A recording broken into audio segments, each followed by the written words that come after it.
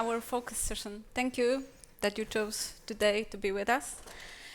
My name is Eliza Burkacka, and I work with Vattenfall for 1.5 years now. Previously, I was a programmer taking care of IoT systems and edge solutions. I joined Vattenfall because I felt the need that I need to do something more. And this is great company to be on this journey with. We've created with Joanna our little action figures. We know that it's trendy right now. So to show a little bit of what are our drivers and what we love to do and what are our passions. So for me, it's my work, not only Vattenfall, but work in general with people, IT, and recently running. And I'm also the mother, so it also impacted my decision to join Vattenfall. Thank you. And I'm Johanna Haig, and I work as a sustainability manager for Vattenfall IT, so leading all the sustainability work we do within our IT department. We are 1,600 employees only in IT and 20,000 in the whole company. And I love to be out in the garden, so April is my favorite month when the gardening season starts, but also renovating and fixing up old stuff.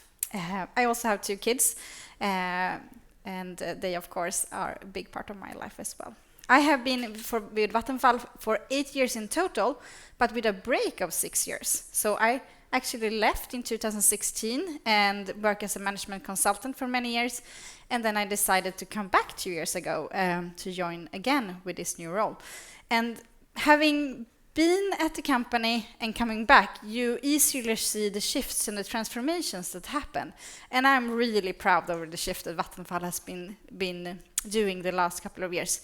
You may maybe remember the big dark headlines that we had around 10 years ago. We were not a popular company, but today everyone working at Vattenfall is super proud to be part of driving fossil freedom and being part of this transformation of the society that we will talk a little bit more about today, and also the things that we do within the IT area and sustainability. So this session will be a mix about tech, IoT, AI, and sustainability, which is our passion, and I hope that we share it with you as well. But to start off with, when I have a background in tech and IT, and I quite recently joined in the sustainability community and the world of sustainability.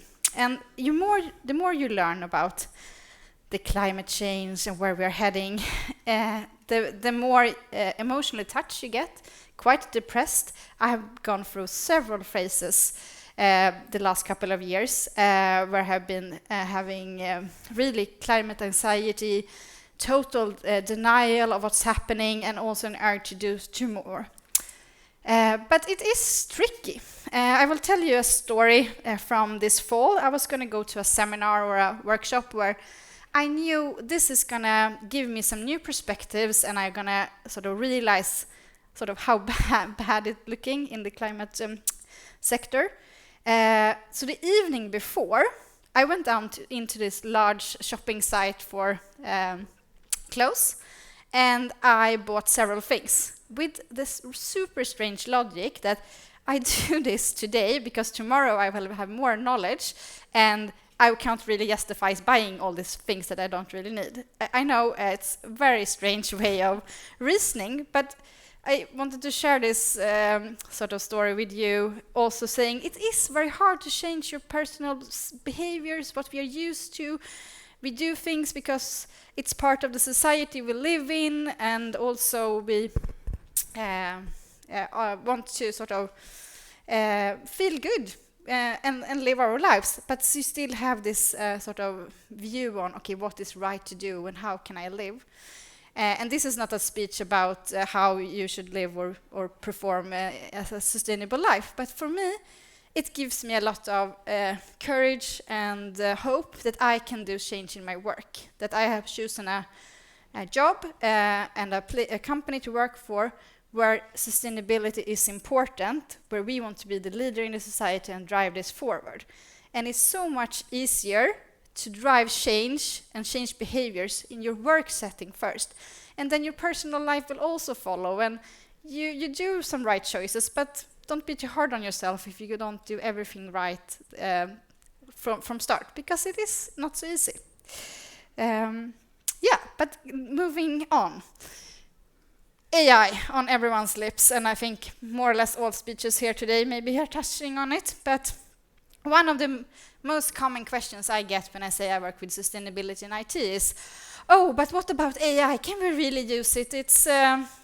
It's consuming so much energy. It is. This is one example, and this is the kind of headlines we see all the time. It's really consuming a lot of energy. But I also want to give some perspectives into that. I think the amount of energy that the world's data center are consuming today is equaling both Sweden and Norway's emissions in total in a year. So yes, it's huge amounts. So should we restrict ourselves with using AI then? Yeah, that's a very good question. I don't think we should, because I think the benefits that we can see from it actually are greater than the big energy consumption. And I also want to give some different perspectives on it. It's just not black and white and it's bad with a lot of energy. It so much depends on the little bit of the settings behind it. But I would like to ask you here, have any of you sort of not used sitting there an evening, doing some funny pictures in ChatGPT and thought, no, I will not do this because it's actually not good for the climate? Did anyone? You did? Oh, good. Yeah, you have some? Good, yeah. I think, though, that many probably don't, because it's quite easy to get trapped in this and it's fun. And I think also it's a new technology that we need to embrace and learn. So yes, not using it, I would say, is good maybe for some cases, but majority, yeah, we need to embrace it, but use it for good things. And it is like with all resources that we have. We need to be careful with the resources we have. I don't leave the tap of water running just because I can. It's the same here. Like, use it consciously, but don't be afraid to use it. So if we zoom out a little bit, okay, but where should we start? How should we tackle this amount of CO2 that we are hunting all the time? The energy production is a huge part. That's the majority of where our emission comes from. And that's because we are still around in the world burning a lot of coal, oil, and gas. The industry sector is a big one, especially the production of steel and cement. And if we then zoom into our area, we have the tech industry over here. It's around 3% of the total emissions in the world. So absolutely a part, and it's up on the map. It's equal the aviation industry. And it's hard to take out only the AI, but the data center of the world is today around 0.5% of the total emissions. And from the tech industry, actually the majority is coming from all our devices. The laptops, the phones, the servers that we are producing and using. And that we are using maybe not enough. We should try to prolong the lifetime of all our equipment so it will last longer. But zooming in on the data centers then, if we are also then on the AI topic. Data centers around the world are using around 1.5% of the total electricity consumption in the world. But just using a lot of energy is not necessarily that bad for the climate, because it really depends on what energy you use and where in the world it's located. So majority is in the United States, we have China and Europe on second and third place. And the resources that we have in these different locations really differs, which also makes it hard to compare, but we will go into it a little bit more in detail. Because the main difference is what kind of energy source that we are using. So here's some example on how much emission creating 1 kilowatt hour of electricity takes when you have it on the fossil fuels and when you're just using fossil-free energy sources. So you see, it's a very big difference. And here when it's also those numbers with fossil-free energy sources, it also includes the building of the wind parks, the building of the hydro and wind, and so on. So how does it then look in the world today? Okay, we understand this side is a bit better, or a lot better. But it's not even a 50-50 split. It's actually a 60-40 split at the moment. So the thing we need to do is to produce more fossil-free energy. This is how we will tackle the climate crisis in the best possible way. Okay, but I said in the beginning that AI and tech was going to sort of drive this forward. How I'm going to connect this together now? Yeah, let's see. So the theory is that demand of fossil-free energy goes up because everyone wants to sort of drive both their businesses, their data center, and their tech solutions on fossil-free energy. Then the building of solar, hydro, wind, and nuclear around the world goes up. And when you do more of something, you get better at it. So we learn how to build more efficient wind parks or better solar panels. And what happens then? Then the price goes down, which is also good. Because if the price goes down, more countries and more facilities can invest and build more of these fossil-free resources. So the chain of reaction is actually quite positive, that we have a high demand, because a high demand is going to drive the prices and the learning curves, and we will be able to build more. And that's what we saw with the 60-40 split, that we need to have a lot more than 40% fossil-free to be able to go forward in a good way. And then the tech companies comes in. This is a bunch of headlines from all the big ones. It's Google and Microsoft and Meta. They are all wanting to be able to say to their customers and to all of us, or the users, that you can use our services with no guilt, because we are using only fossil-free energy to run our products and services. They are not there yet. Many of them have that in their targets and want to go there as fast as possible. But the hunt for this energy is very on right now. But that makes them sort of the perfect customers and also the perfect drivers in this change. So they are in a hurry. They want to have it now.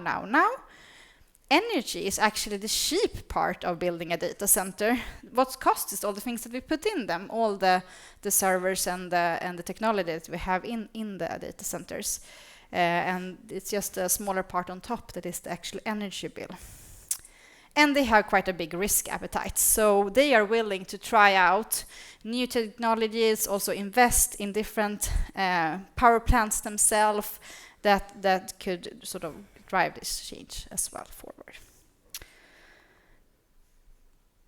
So that was sort of the climate outlook and how it looks today and how we can connect AI and the climate together.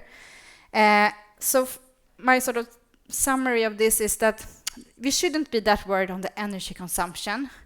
What we should be a bit worried about is all the material that we need to have to be able to build the equipment in the data centers. It's a lot of rare minerals and high-risk minerals, both that we know that we're doing a lot of damage to the earth when we take them up, but also damage to a lot of people. The conditions in many of the countries where these minerals and metals are available is not good. It's really hard conditions to working in some of the mines, and also the wages that they are paid is not always good. So there we have a risk, and that's something we really need to work more and focus on. And I would say that's where we should put majority of the discussion around AI, rather than that it has a high energy consumption.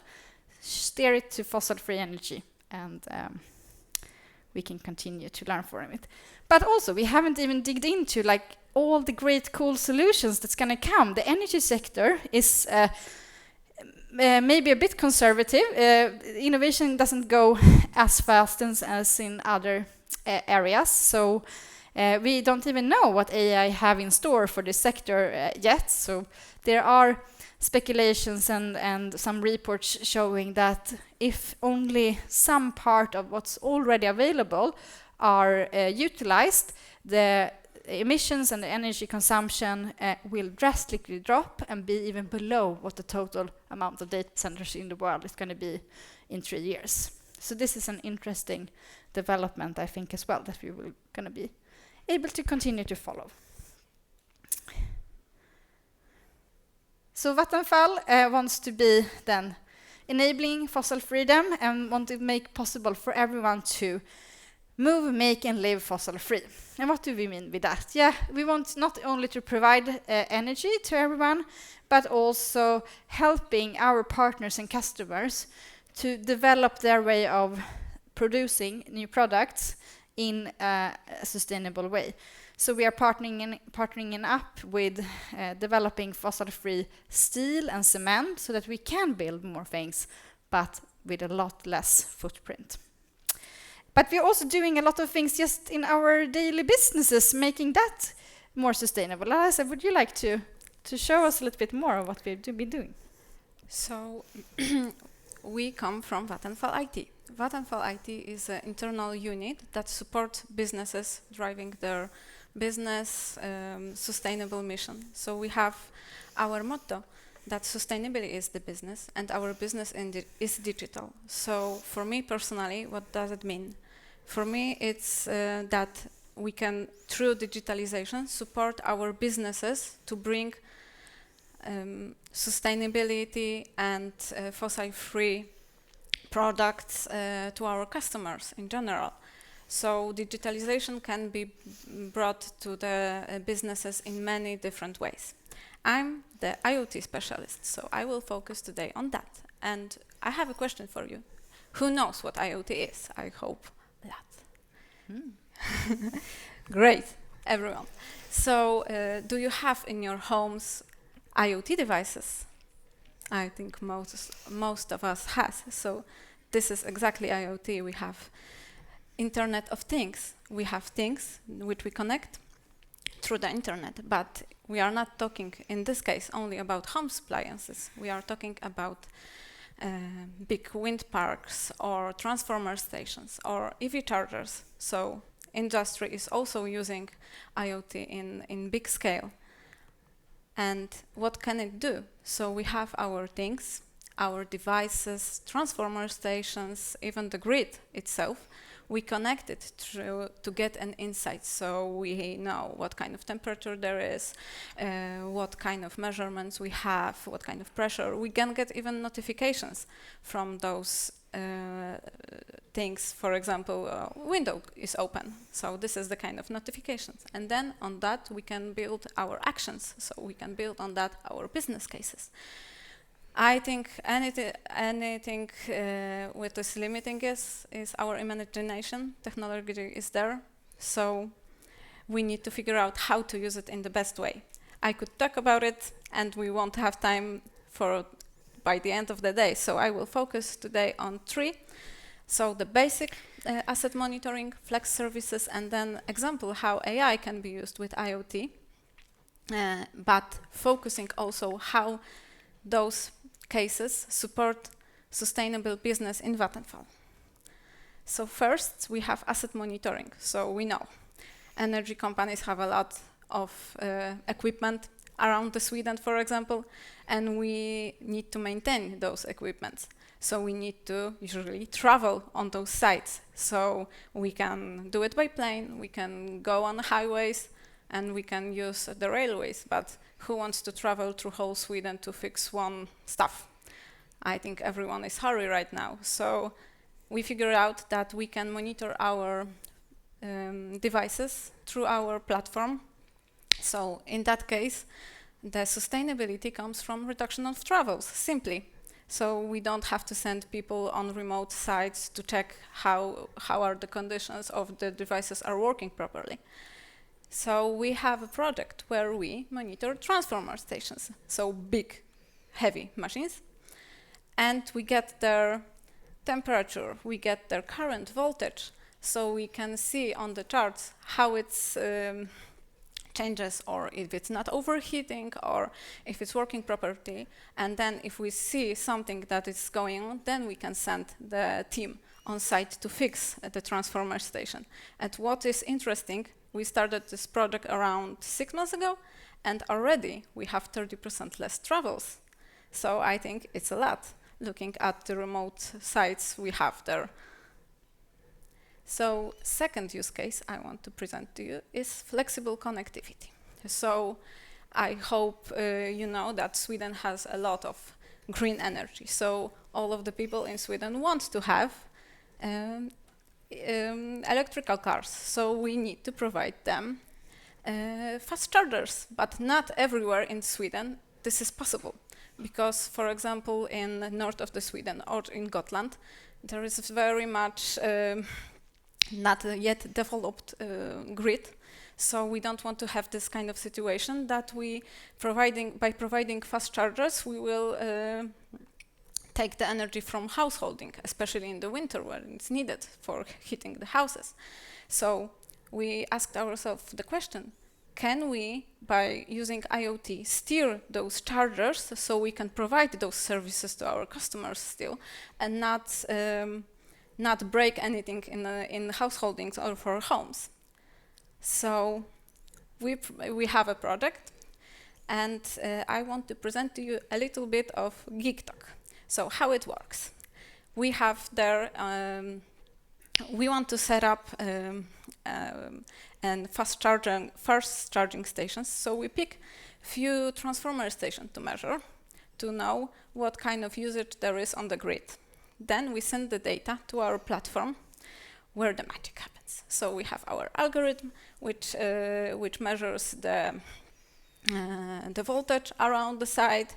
So we count the set point for the chargers, and when the set point is set, we send it to external entity which provides us the fast chargers. And then we have also alarm solutions. So when there is a steering needed, the right people get the notification, and if there is no steering, so the company or something goes wrong, we have the notification so we can act, so to block EV chargers, so we don't have this kind of situation that we take too much power for the EV chargers and take that from householdings. So I think it's quite interesting solution. Before reinforcing the grid, we can provide those services to our customers. And last thing I want to tell you about is competition we have with Vattenfall IT. We have a great ShipIt. I think you will see a few colleagues that are attending here today also on this video. We have a hackathon internally. For 24 hours we meet and we figure out how we can present new solutions to Vattenfall and what we can build on those 24 hours. And in fact, this is where we met, because Joanna was in the jury picking up the winning team. And last year we were the winning team. So we were able to present our idea to the jury, and they decided that, yes, this is great. We need to do this. We need to drive this innovation forward. So what have we done? We've done what we do best. We focus on IoT, but where to connect this time? So we chose visual inspection because it's also useful, popular with Vattenfall. So we have predictive maintenance. We are taking the drones up on the grid. So we're checking up the cables. We can do dam inspections. Yeah, but in hackathon, we cannot build the dam in 24 hours and to do cracks and to do pictures. It would take too much time, so we chose wire damage detection. But why? We figure out that, yeah, we have drones, we have the videos, but 60 seconds of drone video, it's almost 1 gigabyte of data. And the storage for the data, according to Stanford University, for a year, it cost us almost 20 kilograms of the CO2. So how to do it so you don't have to store the whole videos? And, you know, going through Sweden and through grid, it wouldn't be 60 seconds. So why not to send to the cloud only the pictures you need, which would take, for example, 0.5 kilogram of CO2. So we challenge ourselves how, using existing solution we had, the computing power we had, so we don't have to use a supercomputer for that, so we can do this on site to lower the network usage. And I can see the colleagues from Tele2 with your SIM cards, how to send it, and to lower the storage in our cloud. Yeah, AI, why not to use it? So I don't know if you are aware how the AI process usually looks like. So you need to collect the data, a bunch of data.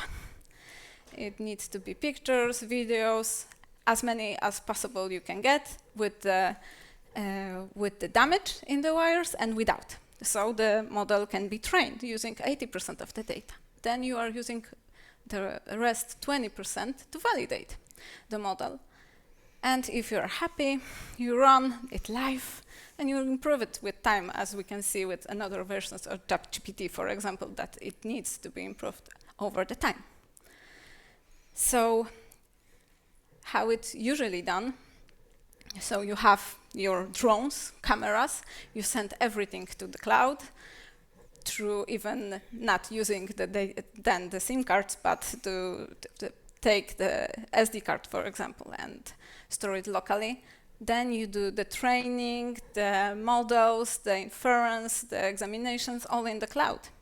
So that would definitely be the first step to gather the data. And then we figure out why not to train it in the cloud and send the model to our devices and send the only limited amount of data to the cloud. So to have the picture itself and the geographical location of it, so we know where the damage is and when we need to send the people. So it wasn't advanced device. We use Raspberry Pi, simply. So you can go to store and buy it. We have our architecture. I won't explain everything what is there, but we, for the ship it, added 2 microservices in our architecture on the edge device on this Raspberry Pi. So we were able to run the model on the device itself, and we sent only few pictures to the cloud. So I must say, Vattenfall is fun to work with, because then we could play for 24 hours. We built the stand. Our team is very skilled. They built the stand. We took normal camera from the office, connected it to the Raspberry Pi, connected it to the modem, and we had our platform upgraded to see the pictures, to see geographical location. In that case, it would be distance in centimeters where the motor moved. And we were able to find the damages in our crushed and drilled cables. We cut some of them. So I think for 24 hours hackathon, it turned out really great. And sometimes you need to think out of the box and use the knowledge you have to bring something which can inspire other people to look for those kind of use cases. And back to you. Thank you.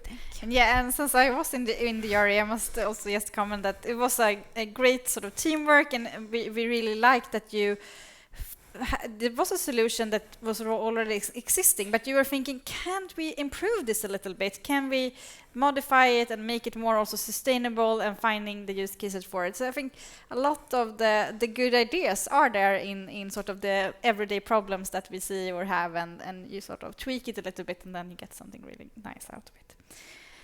Great. I just want to sort of end up with a sort of summary or some tips to send with you. So what we think is important for everyone in tech to know or think about when it comes to sustainability and help to drive this forward. Understand the big pictures and the big impact, and like put your focus where it will make a difference. Be careful, of course, with all the resources that you have and all the equipment you have. That is very valuable, not just in money, but in the world's resources.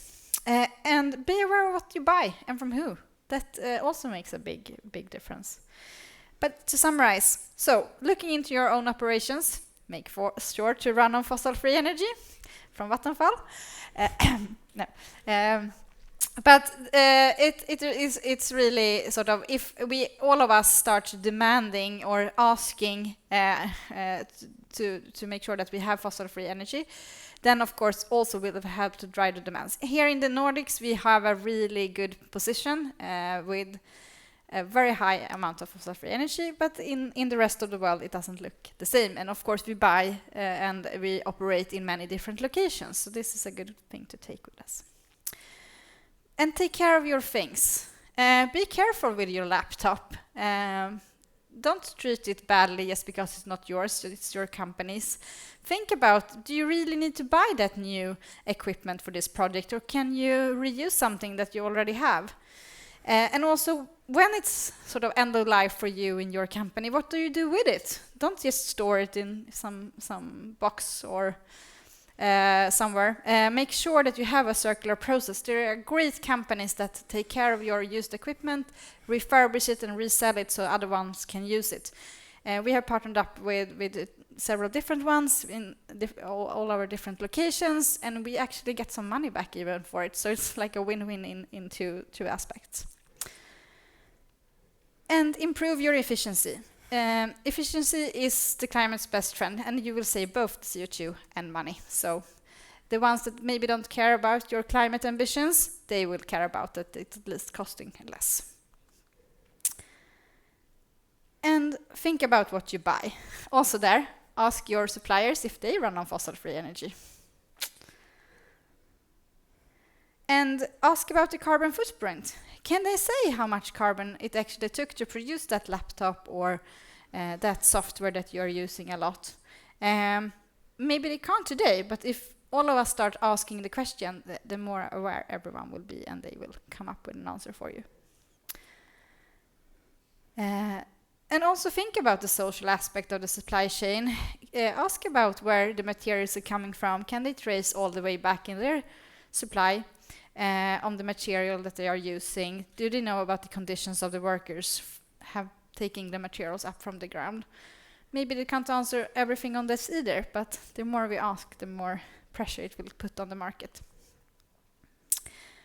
And then coming to what you sell. How can you make it better and easier for your customers? Use data and be transparent. Help your customer to understand the impact that your product or service is actually bringing into the world.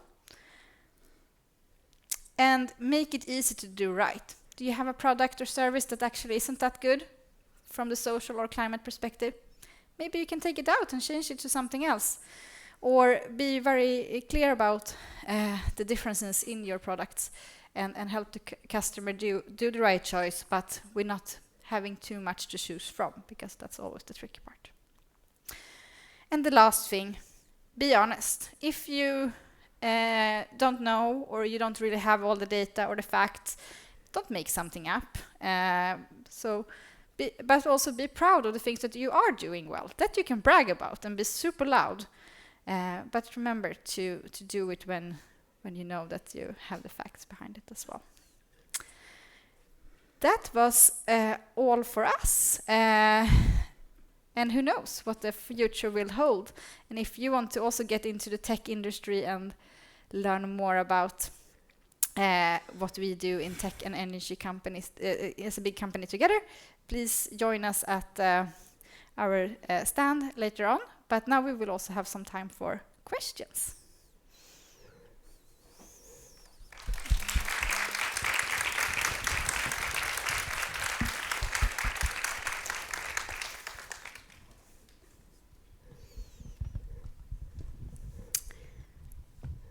There, up there we have a question, and up there as well. You will get a microphone.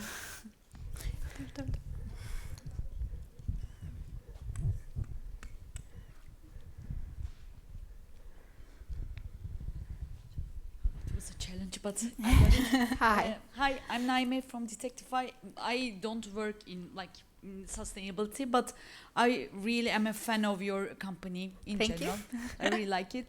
I just wanted to ask, I know you are I think kind of the best company when it comes to this fossil-free energy and all this innovation. But if you don't have any competition or anything to push you through, if you don't have any strong competitors, how do you make sure that innovation is sustainable, is continuous? I think we do have some competition. I mean, we are an energy company in the whole of Northern Europe, so there the competition is quite intense. In Sweden we are one of the largest, but for example in Germany and the Netherlands where we also operate, and Denmark we are not. So there of course, but also the competition of people is very hard between different segments and sectors as well. So I think you always need to be on your toes and try to innovate. And like the Shipit example is things like that we also invest in. We have a big R&D department that are not only looking into the specific business cases for us, but for the society. Where can we help to drive that? So I think it also is a strategic prioritization for a company to say that we want to put in and invest in this kind of things. But yeah, I think it's always a balance. A hard question. Yeah, okay. Yeah. And I have one other question, Yeah, if you sure. don't mind. Because, like, for example, the wind energy and hydropower, like, they are sustainable, but they still have some environment impacts and, like, maybe to the closer, to the animals, to the people who are living there.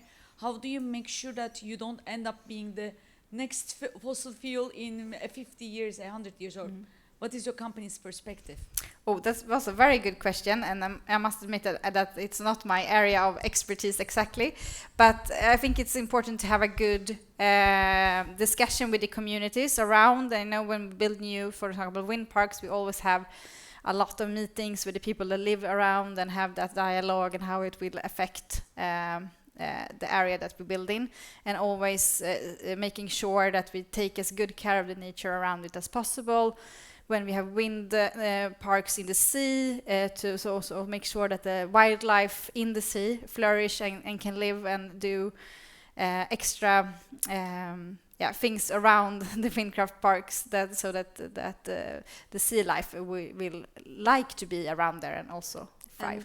There is strong R&D department in those areas, Yeah. exactly, because, for example, our R&D department is supporting hydropower plants, and they, through their whole existence, they were working on the salmons, how to maintain the fishes in the rivers, so how to not interrupt their migration path in the rivers. So yes, Vattenfall is working on that, and not alone, and with the competitors. Thank you. Did we have some more question up there? We have two, I can see. I have a question. Oh, there you are as well. Yeah, hey. Yeah, hi. I'm Ritika. I work for Nadia, and I work in sustainability itself. So I just wanted to ask that the figures that you have pointed out using non-fossil fuel energy generation, have you taken into consideration the efficiency of the resources that we have used to produce the same power as with the fossil fuel energy production?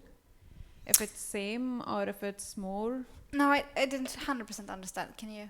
Like, for example, if we are using wind energy or like from the windmills and everything, so does it take like more time to produce the same amount of energy that we could produce in a shorter time using the fossil fuels? No, not necessarily, I would say.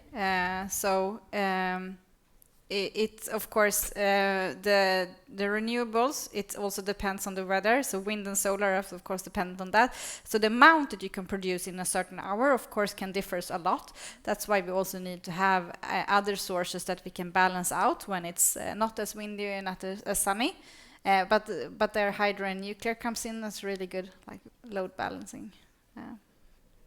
Thank you. Thank you. Yeah.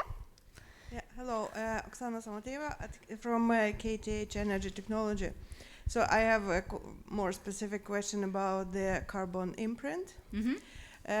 Like as end users, in order to compare what to choose, right, related to this carbon imprint. Do you have any suggestions where can we compare like the imprints made by for example, companies? the different alternatives? Yeah, that's a very good question. No, unfortunately not, because the big tech companies don't really want to talk about the specific impact that they have for their services. So it's very hard to compare. I've been looking for that as well. I haven't found it. Maybe there's someone else who has that, but is, of course, we don't know at all where the models has been trained, most likely in the US, where it's a wide mix of energy sources. What we can, most likely, the things that we run are run in data centers closely to where we are located, so most likely Nordic or the Europe. Yeah, so maybe it's a bit better, but it's hard to say, unfortunately. The So tech there is companies no data. are providing also the reports. So Google definitely and Microsoft are providing the reports on the usage and on the servers, I think yearly, how the data centers looks like. So then you can check, and also you can find electricity map. So then based on electricity map, you can see which countries are green ones and which countries are not so green. So then you can make a decision when you are creating, for example, something in cloud, which region to choose. So it's not only the region is not only connected to the price, but it's then connected to the footprint. Yeah, I was thinking more about like as an end user when we choosing like the company to a provider for Now, example. unfortunately, as far as I know, it's hard But- to compare. Thank you.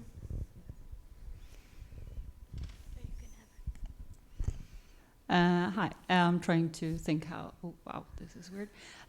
So I'm just wondering, how do you consider resources against carbon footprint? So, like the whole, not just thinking about the carbon footprint, because that's just one way of measuring how. I mean, fossil fuels. I mean, that's one thing. But yeah, I think you mentioned that during the presentation about considering resources, what you use, because it's not only what we. I mean. The carbon footprint, it's also the big picture. Yeah. So this is a really big question, but I'm just wondering if you have some sort of, is there something you're working on to see like the real impact, like green impact that you can have? Because there's so much talk about, well, I mean, green investments, blah, blah, blah. So, and I think I have two answers for that. For Vattenfall as a whole, we for sure may try to see, okay, when we are building a new wind farm, it takes a lot of cement and it takes a lot of steel. Can we reuse, have reused materials for that and partnering up then with our suppliers for that? But also we are part of the First Movers Coalition, which is a World Economic Forum group coming together, trying to develop new materials. So then fossil-free energy, steel and cement, so that we don't need to take up new or from the ground. When it comes to tech, there of course we don't build anything ourselves, so everything in our computers and so on. We try to have that dialogue and that discussion with our suppliers, but it's many steps. So that's more difficult. I would say we are not as in control over that process since we're not putting it together ourselves, but we are investigating and having the dialogue with the suppliers. Yeah, I mean, I was mostly thinking about how you're producing the energy, but Thank you for that You're welcome. information. So. Any more questions? Oh. Okay. Thank you so much for coming and listening, and please connect with us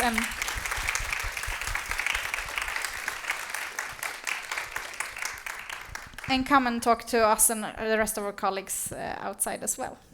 Thanks. Thank you.